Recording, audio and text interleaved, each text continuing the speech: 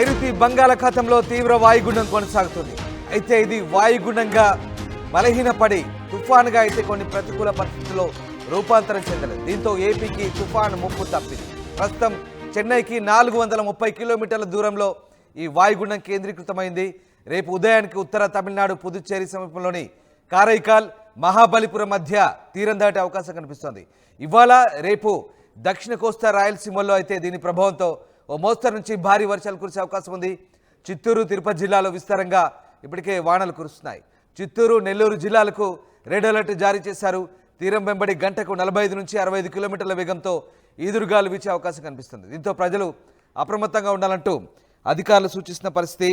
మొత్తానికి ఏపీకి తుఫాను ముప్పు తప్పింది. బంగాళాఖాతంలో ఏర్పడిన తీవ్ర వాయుగుండం ప్రతికూల పరిస్థితుల్లో తుఫానుగా రూపాంతరం చెందలేదని భారత వాతావరణ శాఖ అంటుంది. ఇది గురువారం సాయంత్రానికి శ్రీలంకలోని ట్రింకోమలికి 200 కిలోమీటర్ల దూరంలో, నాగపట్టణానికి 340 కిలోమీటర్లు, పుదుచ్చేరికి 410, చెన్నైకి 470 కిలోమీటర్ల దూరంలో కేంద్రీకృతమైందని తెలిపింది. ఇవాళ ఉదయం వరకు తీవ్ర వాయుగుండంగా సాగింది. ఇప్పుడు వాయుగుండంగా బలహీనపడి ప్రస్తుతం కొనసాగుతోందని భారత వాతావరణ శాఖ చెబుతోంది. వాయువ్య దిశగా కదులుతూ శనివారం ఉదయానికల్లా కరైకల్ అలాగే మహాబలిపురం మధ్యలో తీరం దాటొచ్చంటూ అంచనా వేస్తోంది.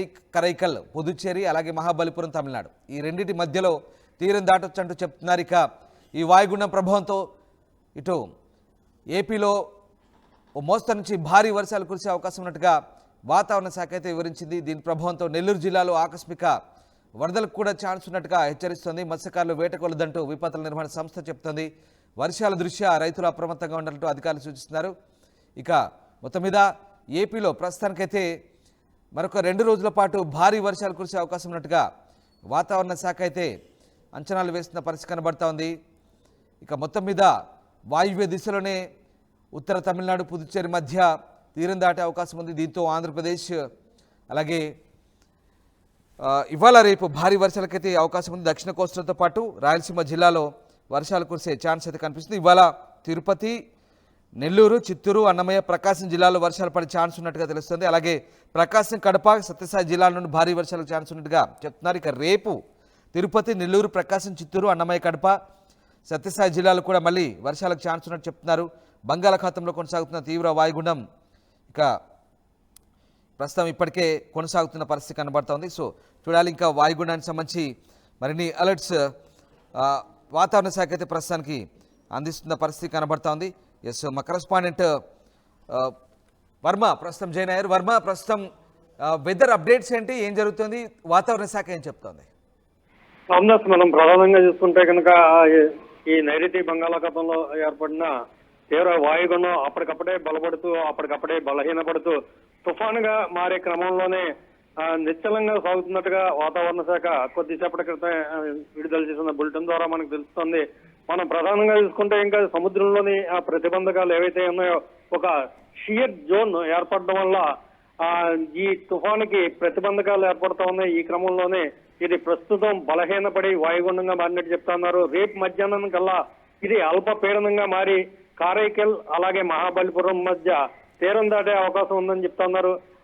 మనం వాయుగుండాలు అయితే తీరం దాటడం అని చెప్పుకుంటా ఉన్నాం. అల్పపీడనం అంటే అలాగే బలహీనపడిపోయి మొత్తం కనుమరుగవుతుంది. ఈ నేపథ్యంలోనే ఇవాళ రేపు కూడా చాలా భారీ వర్షాలు కురిసే అవకాశం ఉంది.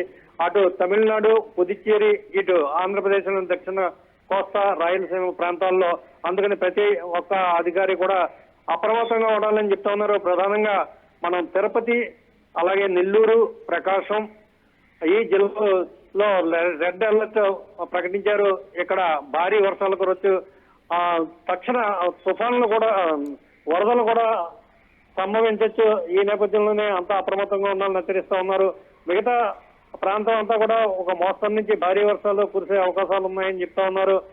ఈదురు గాలులు కూడా వీచే అవకాశం ఉంది కాబట్టి మత్స్యకారులు ఎవరు కూడా సముద్రంలో వేటకు వెళ్లొద్దని హెచ్చరిస్తా ఉన్నారు. ప్రస్తుతం అన్ని రేవు పట్టణాల్లో కూడా ఒకటో ప్రమాద హెచ్చరిక జారీ కొనసాగుతుంది. ఈ నేపథ్యంలోనే ప్రతి ఒక్కరు కూడా 2 రోజుల పాటు, అలాగే కొన్ని చోట్ల డిసెంబర్ 3వ తేదీ వరకు కూడా అది నుంచి భారీ వర్షాలు కురిసే అవకాశం ఉంది. మిగతా చోట్ల చెదురుమదురు వర్షాలతో పాటు ఓ మాస్తరు వర్షాలు కూడా కురిసే అవకాశం ఉందని చెప్తా ఉన్నారు.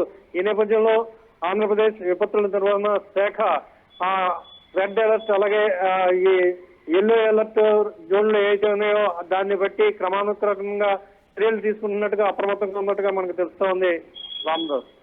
Right, yes, thank you Varma, thanks for the update.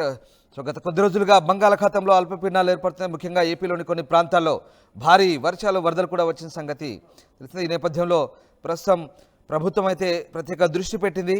ఇక ముఖ్యంగా ప్రస్తుతానికైతే ఏపీకి తుఫాను ముప్పు తప్పింది. ఇక ఇవాళ రేపు మాత్రం భారీ వర్షాలు, మోస్తరు నుంచి భారీ వర్షాలు కురిసే ఛాన్స్ ఉన్నట్టుగా వాతావరణ శాఖ చెప్తుంది. ప్రజలు మాత్రం అప్రమత్తంగా ఉండాలంటూ సూచిస్తున్న పరిస్థితి కనబడుతోంది. ఆర్టీవీ యాప్ వార్తల్ని క్షణాల్లో చదివే అవకాశం ఉంటుంది. ఒక న్యూస్ పేపర్, ఒక టెలివిజన్ ఛానల్ మీ చేతుల్లో ఎప్పుడూ ఉంటాయి.